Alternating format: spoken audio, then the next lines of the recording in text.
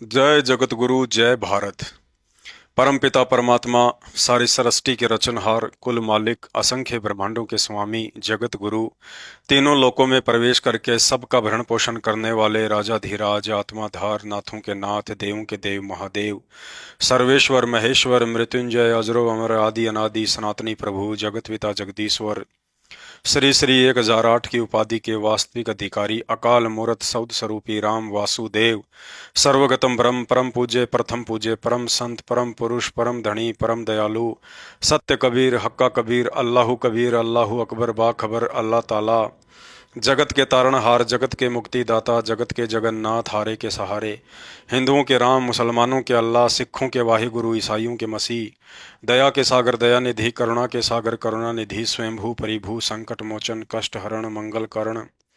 दुख भंजन अविगत कबीर निर्विकार निर्विषम परमात्मा अलय अलेख सतगुरु आदि अनादि सतगुरु असली मर्यादा पुरुषोत्तम असली राम असली कृष्ण असली घनश्याम असली मुरारी राजाओं के राजा महाराजाओं के महाराजा शहंशाहों के शहंशाह सम्राटों के सम्राट भगवानों के भगवान अल्लाहों के अल्लाह प्रभुओं के प्रभु सच्चे वाहिगुरु बाबाओं के बाबा पीरों के पीर योगियों में महायोगी ध्यानियों में महाध्यानी सिद्धों में परम सिद्ध ज्ञानियों में तत्वज्ञानी ब्रह्म ज्ञानी महाज्ञानी सर्वगुण संपन्न अनंत कोटि कलाओं के स्वामी अनंत कोटि ब्रह्मांडों के नायक युवा कबीर समरथ कबीर असमवात अमित ओजा सच्चे रहनुमा करीम अल्लाह सुभान अल्लाह दुनिया के अंतिम पैगंबर 8 सितंबर 1951 से गांव धनाना जिला सोनीपत हरियाणा भारतवर्ष की पावन भूमि पे प्रकट रियल कल की गॉड संत शिरोमणि सतगुरु रामपाल जी परमेश्वर जी के चरण कमल में अनंत कोटि दंडोत प्रणाम। सत्साई भाई और बहनों, शंका समाधान के एपिसोड नंबर 11 में आप सभी का स्वागत है। चलिए शुरू करते हैं शंका समाधान। शंका: उपदेश प्राप्त होने के बाद घर पर आई हुई बहन बेटी या बुआ को ससुराल जाते समय कपड़े पैसे आदि दे सकते हैं या नहीं। पूज्य गुरुदेव भगवान ने बताया कि सत भक्ति मार्ग में सामाजिक रीति रिवाज व लोकलाज बहुत बड़ा रोड़ा है, लेकिन एक भगत के लिए दृढ़ता के साथ गुरु वचन की पालना करना समाज की लोकलाज से असंख्य गुना अधिक बढ़कर होती है। गुरुदेव भगवान कहते हैं, लोक लाज ना कीजिए, निर्भय हो रहिए, जो मन चावे राम को तो दासा तन धरिए। अर्थात शादी के उपरांत यदि बहन बेटी मिलने के लिए घर आती है तो उसको यथोचित प्यार सम्मान दे, इज्जत दे, अच्छा खाना खिलाएं, लेकिन जाते समय कपड़े या पैसे आदि का लेन देन बिल्कुल भी ना करें। ऐसा करने से एक दूसरे के ऊपर संस्कारों का ऋण चढ़ेगा और गुरु मर्यादा भी टूटेगी, और ना ही माता पिता के द्वारा दिए जाने वाले 2 जोड़ी कपड़े या 100-200 रुपए से उनको जिंदगी भर की राहत मिलने वाली है। गुरुदेव भगवान ने बताया कि शादी के बाद बहन बेटी का अगले परिवार व पति से एक नया संस्कार जुड़ जाता है। उसके बाद माता पिता को किसी भी तरह की दखल अंदाजी नहीं करनी चाहिए। यदि बहन बेटी नाम उपदेशी है और भक्ति करेगी तो परमात्मा सदैव साथ रहेगा, हर आपत्ति में सहयोग देगा। और यदि परमात्मा की शरण में नहीं है तो माता पिता की लाख कोशिशों के बावजूद भी उसे अपना संस्कार ही मिलेगा। सीता का उदाहरण देते हुए गुरुदेव भगवान ने बताया कि जब श्री रामचंद्र जी के साथ सीता जी वनवास में कष्ट भोग रही थी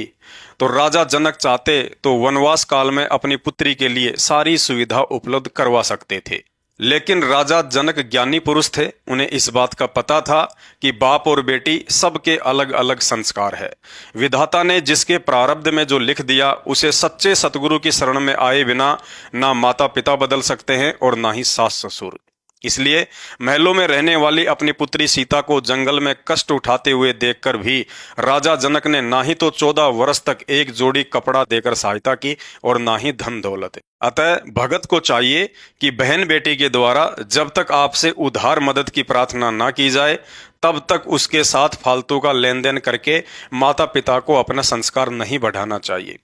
अन्यथा भक्ति करते करते भी ऋण संबंधों में बंधकर 84 लाख योनियों में पड़कर अपना ऋण संस्कार ही भोगते रहेंगे। कभी बेटी बैल बनेगी तो बाप किसान, और बाप से लिया हुआ वह सारा ऋण खेत में सारा सारा दिन धूप में काम करके चुकाती रहेगी। तो किसी जन्म में बाप बनेगा कुम्हार और बेटी बनेगी गधी, और हर बार पीहर से ससुराल जाते समय बाप से लिए जाने वाले उन 2 जोड़ी कपड़े और 100-200 रुपए के बदले अब सारा दिन मिट्टी ढो ढोकर अपना कर्ज चुकाती रहेगी। गुरुदेव भगवान कहते हैं, एक लेवा एक देवा दूतम, कोई किसी का पिता नहीं पूतम, ऋण संबंध जुड़ा सब ठाठा, अंत समय सब बारा बाटा। अर्थात पूर्व जन्मों के इन्हीं ऋण संबंधों के चलते आज हम एक दूसरे के रिश्तेदार बन बैठे हैं। एक तरफ तो कोई बाप बनकर अपनी बेटी और साथ में लाखों का दहेज देकर पिछले जन्मों का कर्जा चुका रहा है, तो दूसरी तरफ कोई दामाद बनकर पत्नी और लाखों का दहेज लेकर फिर अगले जन्मों में इस दहेज देने वाले ससुर का गधा, बैल या ऊंट बनकर ऋण को चुकाने की तैयारी कर रहा है। अतः उपदेशी भाई बहनों ने ज्ञान को आधार बनाते हुए ऐसे अवसर पर फालतू के ऋण संस्कार ना बढ़ाते हुए स्वयं के आत्म कल्याण की चिंता के साथ साथ गुरुदेव भगवान के मिशन की सफलता में भी सहयोग करना है। नंबर 1, यदि भगत की बहन, बेटी या बुआ नाम उपदेशी है या अनुपदेशी है और मिलने के लिए कभी कभार घर पर आती है, तो विदा करते समय आपने भूल कर भी कपड़े या पैसे आदि का लेन देन नहीं करना है। यदि साथ में उस बहन, बेटी या बुआ का पति या ससुर है, तो विदाई के समय व्यर्थ के परंपरागत रीति रिवाजों के तहत जुहारी करना, पैसे देना या तिलक आदि करना कुछ भी नहीं करना है। सामान्य तरीके से खुशी खुशी हाथ जोड़कर ही विदा करना है, भले आप कितने ही पैसे वाले क्यों ना हैं। यदि उपदेशी होने के बावजूद भी लोक लाज में आकर या अपनी बेइज्जती महसूस करते हुए आपने सतगुरु की मर्यादा भंग की, तो समय आने पर उस कर्म का दंड भी भुगतना पड़ेगा। ध्यान दें, सन 1994 के आसपास जब गुरुदेव भगवान ने भक्ति मार्ग की शुरुआत की थी, तो उस समय भगत आत्माएं इस तत्व ज्ञान को इतनी गहराई से ना समझ पाने की कमी के चलते इन व्यर्थ की परंपराओं व सामाजिक कुरीतियों से संघर्ष नहीं कर पा रही थी। इसलिए गुरुदेव भगवान ने उन आत्माओं को हल्की सी छूट देते हुए कहा था कि यदि आपकी बहन, बेटी या बुआ अनुपदेशी है और लेन देन के लिए जिद करती है, या फिर आप भगत होने के बावजूद भी लोक लाज या शर्मा शर्मी के कारण उन्हें मना करने की हिम्मत नहीं कर पाते हैं, तो विदाई के समय उन्हें सिर्फ एक जोड़ी कपड़ा दे सकते हैं, लेकिन पैसे का लेन देन बिल्कुल भी ना करें। क्योंकि आपके द्वारा दिए गए पैसे का यदि बीड़ी, सिगरेट, शराब, तंबाकू, मांस आदि में गलत प्रयोग हुआ, तो उसका दोष सीधा सीधा आपको भी लगेगा और साथ में गुरु वचन तोड़ने से मर्यादा भी खंड होगी। लेकिन भाइयों और बहनों, आज गुरुदेव भगवान के द्वारा इतना ज्ञान और समाधान देने के बावजूद भी यदि हम उस 1994 वाले ऑप्शन का नाजायज फायदा उठाते हैं, तो ये बात गुरुजी को दुखी करने के समान है। अतः अनुपदेशी बहन, बेटी या बुआ को प्यार प्रेम से अपनी भक्ति व मर्यादाओं के विषय में समझाना होगा। यदि वो नहीं मानती है, तो फिर आपने भी उनकी जिद के आगे अपने गुरु भगवान के वचन को हरगिज नहीं तोड़ना चाहिए, चाहे वे नाराज हों या खुश रहें। गुरुदेव भगवान कहते हैं, कुल करणी के कारण हंसा गया भिगो, तब यो कुल के कर लेगा जब तू 4 पाया का हो। अर्थात यदि आज हम लोकलाज में आकर इन रिश्तेदारों की जिद व व्यर्थ की परंपराओं के आगे झुककर कल को मरने के बाद जब पशु बनकर कष्ट उठाएंगे, तो उस समय ये रिश्तेदार हमारी क्या मदद कर पाएंगे। मदद तो गुरुदेव भगवान ने ही करनी थी, लेकिन उनको हमने अपनी नासमझी और उन रिश्तेदारों की जिद के आगे मर्यादा तोड़कर नाराज कर डाला। नंबर 2, यदि अनुपदेशी बहन, बेटी या रिश्तेदार जब कभी मिलने आए और साथ में कुछ फल या मिठाई लेकर आते हैं, तो प्रेम पूर्वक उन्हें अपनी भक्ति मर्यादाओं के विषय में बताकर मना करें कि गुरु मर्यादाओं के चलते आपके द्वारा लाई गई कोई भी खाद्य सामग्री ना ही तो स्वीकार कर सकते हैं और ना ही प्रयोग कर सकते हैं, और कहें कि आप मिलने के लिए आ गए हैं, इससे बढ़कर मिठास किसी भी फल या मिठाई में नहीं है। यदि फिर भी काल प्रेरणा से वह रिश्तेदार 2 बातें सुनाकर या नाराजगी जाहिर करते हुए फल या मिठाई को रखने की जिद करता है, तो ऐसी स्थिति में आपने बिल्कुल भी दबाव में नहीं आना है। आप भी प्रेम पूर्वक उन्हें स्पष्ट कहें, यदि आप इन फलों के बदले जितनी इनकी कीमत है उतना पैसा लेना स्वीकार करते हैं, तो ही हम इन्हें स्वीकार करेंगे, अन्यथा बिल्कुल भी नहीं, चाहे नाराज हों या खुश रहें।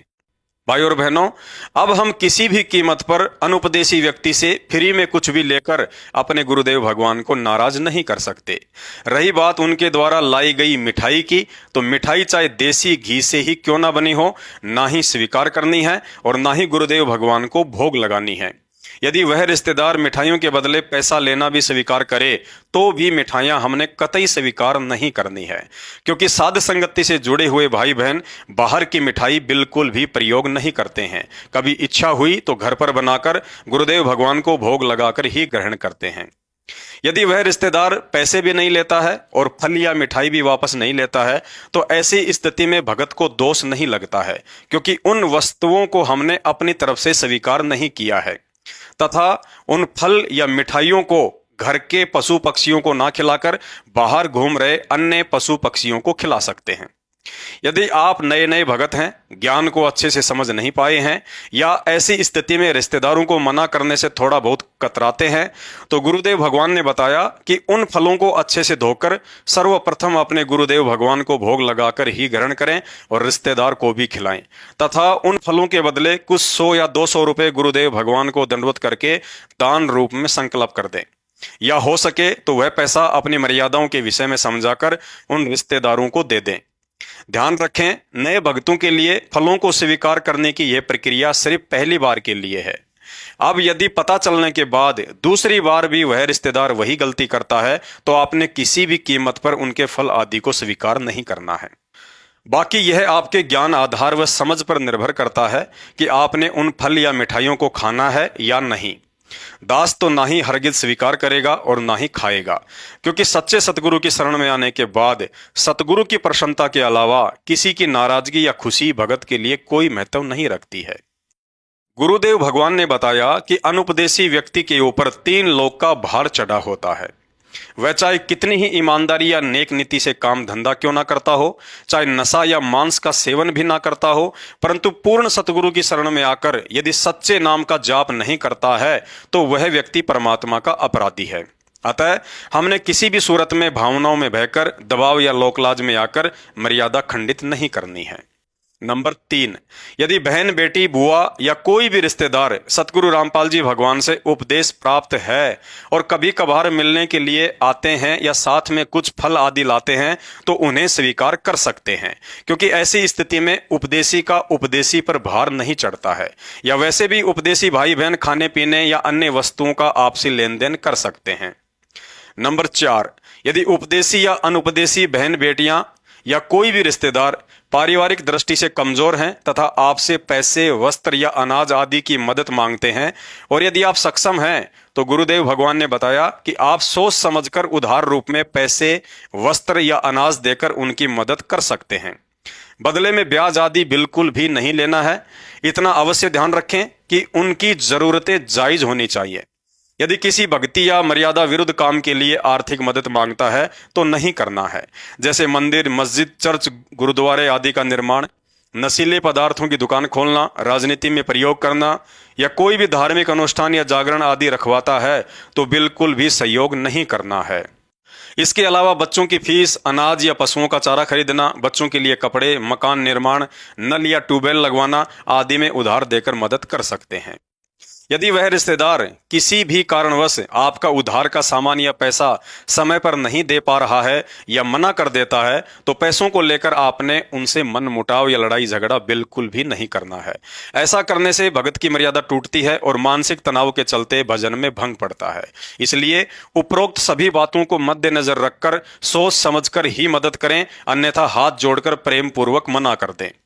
यदि किसी विशेष कार्य या मजबूरीवश उपदेशी भगत को किसी रिश्तेदारी में जाना पड़ जाता है तो बच्चों के लिए कुछ फल आदि लेकर जा सकते हैं और उस घर में रात्रि विश्राम करना पड़ जाए तो ध्यान रखें, यदि उस घर में मांस या शराब का सेवन होता है तो भूल कर भी अन्न जल ग्रहण ना करें। यदि कोई शराबी या मांसाहारी नहीं है तो ऐसी स्थिति में आप जी भोजन करने से पहले अन्न देव की छोटी आरती व भोजन के बाद अन्न देव की बड़ी आरती या गुरुदेव भगवान को भोग की आरती के साथ भोग लगाकर ही अन्न जल ग्रहण करें। अन्यथा रिश्तेदारी में सुबह जाएं और शाम तक वापस आ जाएं तथा पानी की बोतल साथ में लेकर जाएं तथा रिश्तेदारी से वापस आते समय आपने बहन, बेटी, बुआ या किसी बालक के हाथ में पैसे आदि कुछ नहीं देना है। यदि आपके द्वारा दिए गए पैसे का दुरुपयोग हुआ तो उसमें आपको भी दोष लगेगा और गुरुदेव भगवान का वचन भी भंग होगा। भाइयों और बहनों, हो सकता है आज इस संघर्ष की बदौलत आपको थोड़ा बहुत अपमान या हल्की फुल्की नाराजगी भी सहन करनी पड़ सकती है, परंतु भविष्य में इसका फल बहुत ही मीठा होगा। जब परमात्मा का ज्ञान घर घर पहुंच जाएगा, उस समय यही रिश्तेदार जो आज हो सकता है आपका अपमान कर रहे हों, लेकिन कल को आपके संघर्ष के लिए सम्मान भी देंगे। अतः हर स्थिति में अपनी भक्ति मर्यादाओं को बनाकर रखना है। तो शंका समाधान में आज केवल इतना ही। शंका समाधान के और अधिक वीडियो देखने के लिए हमारे Facebook page Pawan Das is live Manav Dharmi Pawan दास को फॉलो करें। वीडियो अच्छा लगे तो शेयर करें। बंदी छोड़ सतगुरु रामपाल जी परमेश्वर जी की जय हो।